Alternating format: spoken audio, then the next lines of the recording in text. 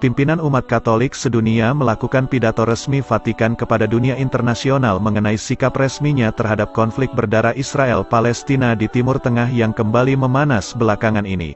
Namun apa yang kemudian dikatakannya di depan ribuan umat Katolik itu ternyata benar-benar merupakan peristiwa yang sangat mengejutkan, bahkan boleh dikatakan sebagai berita abad ini, ibarat petir di siang bolong. Pada pukul 17 waktu setempat, Sri Paus mengumumkan kepada seluruh dunia bahwa mulai saat itu, detik itu, beliau menyatakan dirinya masuk ke dalam agama Islam. Saking mengagetkannya pengumuman tersebut, 16 orang di antara ribuan umat yang mendengarkan pidato langsung Sri Paus, langsung dilarikan ke rumah sakit karena mendapat serangan jantung mendadak. Hanya 5 nyawa di antara mereka yang berhasil diselamatkan. Ketika Sri Paus mengatakan sikapnya dalam pidato tanpa teksnya tersebut, semua umat nampak begitu serius mendengarkan.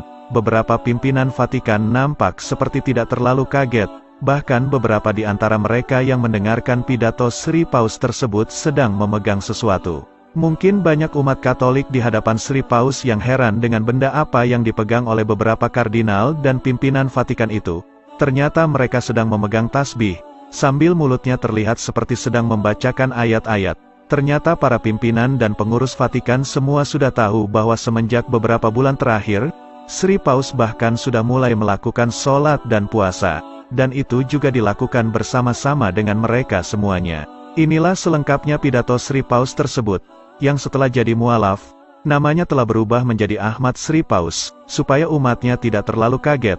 Maka Ahmad Sri Paus tidak mengucapkan salam sebelum memulai pidatonya. Yang terhormat umatku, yang berada dalam kasih Tuhan, hari ini adalah hari Minggu yang cerah. Tujuan saya berdiri di podium ini tak lain adalah untuk membuat pengumuman penting yang harus saya umumkan ke seluruh penjuru dunia saat ini juga, yang mana menurut saya, semakin saya tutup-tutupi apa yang ingin saya kemukakan itu, justru akan semakin tidak baik.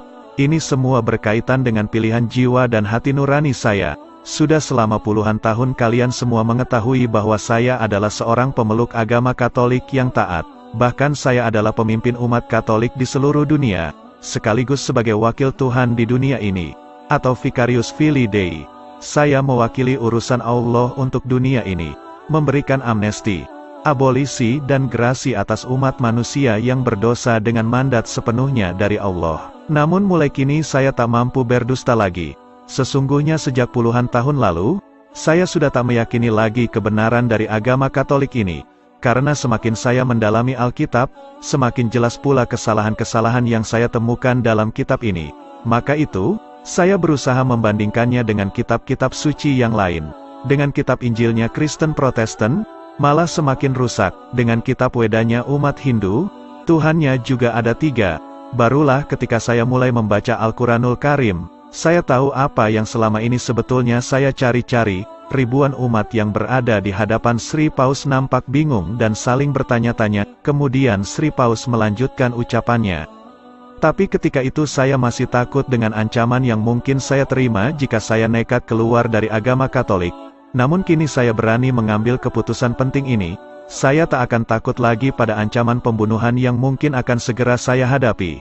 Saya hanya ingin hidup tenang, terutama jiwa spiritual saya. Saya sangat berharap agar umat agama Kristen apapun itu, tak akan membunuh saya hanya karena pilihan hidup pribadi saya ini.